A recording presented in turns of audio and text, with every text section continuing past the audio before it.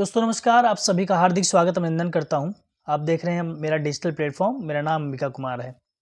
कहते हैं ना, जब बड़े-बड़े पदों पे बैठे कुछ ऐसे साहब होते हैं जिनको गाँव के लोग साहब कहते हैं और उनको एक उम्मीद होती है कि शायद हमारे साथ जब कोई अन्याय होगा, जब उनका कोई छोटे थाने के लोग नहीं सुनेंगे या किसी अन्य विभाग के जो छोटे कर्मचारी जो होते हैं वे लोग नहीं सुनेंगे, शायद वो बड़े साहब के पास जाएँगे और अपनी फरियाद लेकर और बड़े साहब उनकी फरियाद सुनेंगे और उनके साथ न्याय करेंगे। लेकिन जब बड़े साहब ही रक्षा की जगह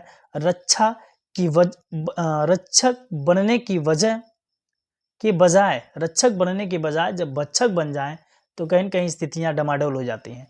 ठीक इसी प्रकार का एक मामला सामने निकल कर आया है, जो मैनपुरी का बताया जा रहा है। मैनपुरी का बताया जा रहा है, साथ में वहाँ पे एक लड़की है, जो अपनी माँ को लेकर के डीएम साहब के पास जाती है और डीएम साहब के पास अपनी न्याय के लिए गुहार लगाती है। डीएम साहब, हमारा जो 20 बीघा का खेत है, जिसमें से 1.5 बीघा का जो चक है, वो गाँव के ही कुछ लोग जो दबंग टाइप के लोग हैं, मेरी ज़मीन को कब्ज़ा किए हुए हैं। मेरे पिताजी नहीं है और पिताजी उनके दिवंगत हो चुके हैं। इस समय वर्तमान में उनके परिवार के साथ नहीं हैं, एक्सपायर कर गए हैं।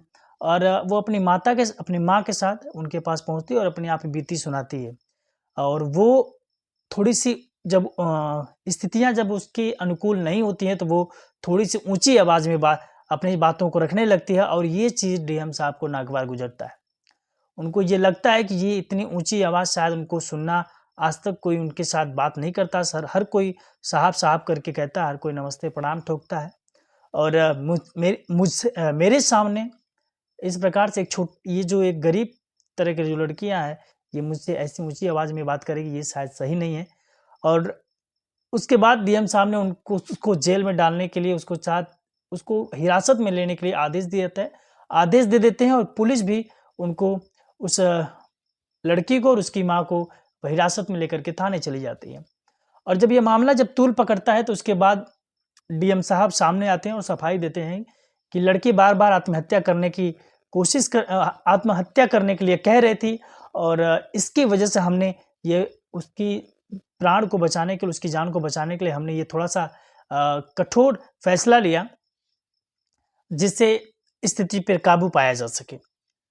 लेकिन ये कई ऐसे मामले जो सामने निकल के आते हैं और जो विपक्ष के जो नेता हैं, जो लीडरशिप हैं और जो कहीं भी जो वीडियो कहीं भी चल रहा है, जहाँ भी वो सारे कमेंट्स के माध्यम से इतने सारे लोग उनको खरी-खोटी सुना रहे हैं। डीएम साहब अगर देखते होंगे, क्योंकि आज का दौर सोशल मीडिया का दौर है, अगर कहीं न कहीं ये खबरें, ये वीडियो उस लड़की का जो खुद वीडियो बनाती है, अपने घर आकर के अपना स्टेटमेंट देती है और उसके बाद जब उसका वीडियो वायरल होता है, तब जाकर के इतनी तेज़ी के साथ तब डीएम साहब को खुद आके सफाई देनी पड़ती है। जो मीडिया के बंधु जब उनसे पूछते हैं कि आपने ऐसी-ऐसी चीज़ें की हैं, उनको हिरासत में भेजने उनके साथ एक जनसुनवाई के माध्यम से आपने उनके साथ न्याय नहीं किया, न्याय करने के बजाय आप उन्हें पुलिस के हिरासत में भेज देते हैं। तब डीएम साहब सफाई में कहते हैं कि वो बार-बार आत्महत्या करने के लिए कह रही थी। इसकी वजह से हमको थोड़ा-सा कठोर फैसला लेना पड़ा। लेकिन कहीं न कहीं जब ये चीज़ें सामने निकल के आती हैं, तो सोचने पर भी इंसान एक बार विवश होता है और एक बार सोचता भी है, सोचने पर मजबूर भी हो जाता है, क्योंकि कहते हैं ना कि पावरफुल लोगों के साथ कोई भी चीज़ें पल भर में होती हैं, उनके साथ सारी चीज़ें क्षण भर में उनका रिज़ल्ट सामने आ जाता है। लेकिन जब गरीब वो वीडियो में कहती है कि वो 2018 से अपने कोर्ट कचहरी और बड़े-बड़े अफ़सरों के चक्कर काट रही है, कुर्सियों के पास जा कर के उनके पद और उनके पास अपनी फरियाद को लेकर वहाँ पहुँच रही है, लेकिन उसको न्याय नहीं मिल रहा है। तो ये वीडियो जब सोशल मीडिया पर वायरल हुआ, और सोशल मीडिया आज के डेट में सबसे बेहतरीन एक प्लेटफ़ॉर्म है आम इंसान के लिए, जहाँ वो अपनी बातें रख सकता है। लोग उसको वायरल करते हैं और ये सबसे बड़ा सहयोग भी है, क्योंकि जब आप ऐसी चीज़ों को सक्रियता देते हैं, उसके प्रति अपनी एक ज़िम्मेदारी निभाते हैं, कुछ जब न्याय मिलता है, तो अब देखिए, हम तो उम्मीद करते हैं कि प्रशासन को अब थोड़ा अलर्ट होना चाहिए। अगर अपनी इज़्ज़त, अपने लिए एक मानवता, अपने लिए अगर इंसानियत अगर बची है, हम बड़े साहब, बड़े आदमी, बड़े अफ़सर बाद में हैं, सबसे पहले एक इंसान है और इंसानियत के नाते उसके परिवार की सहायता करनी चाहिए। सबसे बड़ी चीज़ है कि उनके साथ कोई गार्जियन के स्वरूप में कोई नहीं है। वो उसके पिताजी एक्सपायर हो चुके हैं, उसके पास मतलब उसके देखने पे उसकी माँ की जो तस्वीरें जो दिख रही है, उनके चेहरा जो दिख रहा है उसका वीडियो के माध्यम से वो दिख रहा है काफ़ी, वो सब हताश हैं, वो निराश हैं। उनको मदद करने वाले ही जब उसके खिलाफ हो जाएँ, तो सोचिए क्या उम्मीद क्या उम्मीद रही होगी उनके मन में, कितना वो टूटे होंगे। तो कहीं न कहीं वहाँ के जो जनप्रतिनिधि हैं, जो अपने आप को जनता का सेवक बताते हैं, मैं उनसे आग्रह करूँगा कि आप उनके परिवार के पास जाइए, उनको इंसाफ दिलाइए। कहीं न कहीं आपके लिए सबसे बड़ा ये कर्तव्य है और ये सही चीज़ है। जो वाक़ई में जो होता है जनता की जो सेवा होती है, सेवा कहते-कहते बहुत लोग मेवा खा जाते हैं। लेकिन आपके पास ये सबसे बड़ी अपॉर्च्युनिटी है कि आप उन दो उस बच्चे के साथ और उसकी माँ के साथ आप इंसाफ ज़रूर कीजिए। और उनके साथ कंधा से कंधा मिलाइए और उनको इंसाफ दिलाइए, क्योंकि ये सबसे बड़ा मानवता का धर्म होता है और इससे बड़ी इंसानियत इस पृथ्वी पर कोई भी नहीं है। और ठीक उसी प्रकार से एक और घटना सामने निकल कर आई है, जो छत्तीसगढ़ का एक बिलासपुर ज़िला है। उस ज़िले में एक बैंक मैनेजर साहब होते हैं और एक वहीं के एक नागरिक हैं और वो बेचारे अपना बैंक उनकी पोएट्री का एक फॉर्म है, जिसको थोड़ा-सा ग्रो करने के लिए, थोड़ा-सा बिज़नेस को बढ़ाने के लिए बैंक मैनेजर साहब से मिलते हैं और अपना लोन करवाने के लिए भी कहते हैं मैनेजर साहब से कहते हैं, मैनेजर साहब बराबर उनसे आते हैं, उनको आश्वासन भी देते हैं और आश्वासन देते-देते 39,000 रुपए का उसका मुर्गा भी खा जाते हैं। 39,000 रुपए तक का मुर्गा भी खा जाते हैं वो। और उसके बाद फिर अब वो बेचारा जब वो हताश हो जाते हैं, हताश होने के बाद जब और मैनेजर साहब जब एक दिन ऐसा आता है कि कहते हैं कि आपका लोन नहीं हो पाएगा और जब वो व्यक्ति ऐसा सोचता है कि मेरा लोन ही नहीं हो पाएगा, तो उसके पैरों तले ज़मीन खिसक जाती है। उसके बाद वो अपनी अर्ज़ी लेकर के और सबसे बड़ी चीज़ ये भी है कि वो 10% की जो कमीशन की बात जो मैनेजर साहब उससे किए थे कि आपका लोन अगर पास होगा, तो आपको हमें 10% कमीशन देना पड़ेगा।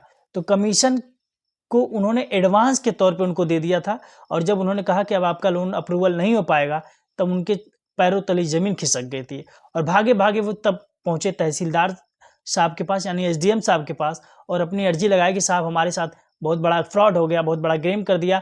मैनेजर साहब ने एसबीआई के मैनेजर साहब थे वो और वो उनके यहाँ रोज़ आते थे, उनके पोल्ट्री के फार्म से एक देसी मुर्गा उठाते थे और चले जाते थे।